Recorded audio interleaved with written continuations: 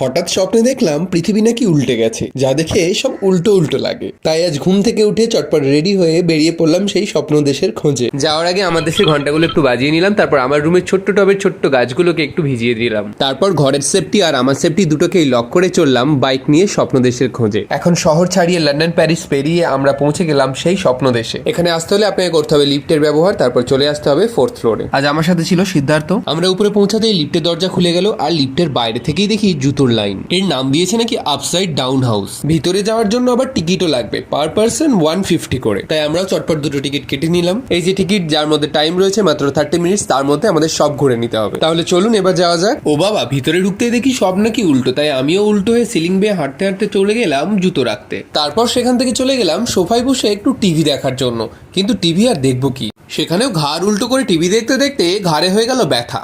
সব জায়গায় কত আর ঝোঁকাবো মাথা, তাই মাথা সোজা করে আয়নার সামনে চলে এলাম চিরুনি দিয়ে একটু চুল সোজা করে নিতে। তারপরে উল্টো ভালোবাসার উল্টো হাওয়া খেয়ে উল্টো দিকে হাঁটতে হাঁটতে চলে গেলাম শোবার ঘরে। ভাবলাম এখানে শুয়ে একটু রেস্ট নেব, কিন্তু না, এখানেও সব উল্টো। মনে হচ্ছে আমার সময়টাই একটু উল্টো উল্টো যাচ্ছে। আরে হ্যাঁ, সত্যি তো, এখানে ঘড়ির কাঁটা তো উল্টো দিকেই ঘুরছে। এইসব দেখেই আমার পেট করে উঠলো কুটকুট। তারপরেই পেটে হাত দিয়ে মারলাম বাথরুমে ছুট, কিন্তু ভিতরে এসে দেখি এখানেও সব উল্টো। আমি এখনো হাঁটছি সিলিং এ। কিভাবে যে করবো পেট খালি, কিভাবে ঢালবো গায়ে জল, কিভাবে ধোবো হাত, কিভাবে খুলবো কল, এসব ভাবতে ভাবতে হয়ে গেল আমার মাথা নষ্ট। তাই মাথাটাকে একটু ওয়াশিং মেশিনে ওয়াশ করে চলে এলাম স্টাডি রুমে, কারণ এই উল্টো সোজার ফর্মুলাটা আজ আমাকে এখান থেকে বের করতেই হবে। এদিক থেকে ওদিক, ল্যাপটপ থেকে বই, সবকিছু ঘাটাঘাটির পর যখন কিছুই খুঁজে না পেলাম, তখন চলে এলাম খাবার খেতে। খাবারের বেশ আয়োজন ছিল, পরোটা, সালাড, তরকারি থেকে শুরু করে অনেক কিছু। আমি তো সবটাই একটু একটু করে টেস্ট করলাম আর আপনাদের জন্য বাঁচিয়ে রেখেছি। আপনারা যখন আসবেন সবাই একটু করে টেস্ট করে বলবেন কেমন খেতে। আমার তো এখানে সব খাবার ভালোই লেগেছে, কিন্তু সিদ্ধার্থর এখানে খাবার ভালো না লাগায় ও নিজেই চলে গেল কিচেনে কিছু খাবার বানিয়ে নিতে, আর আমিও চলে এলাম ওর পিছন পিছন একটু ঠান্ডা ঠান্ডা ডেজার্টের খোঁজে।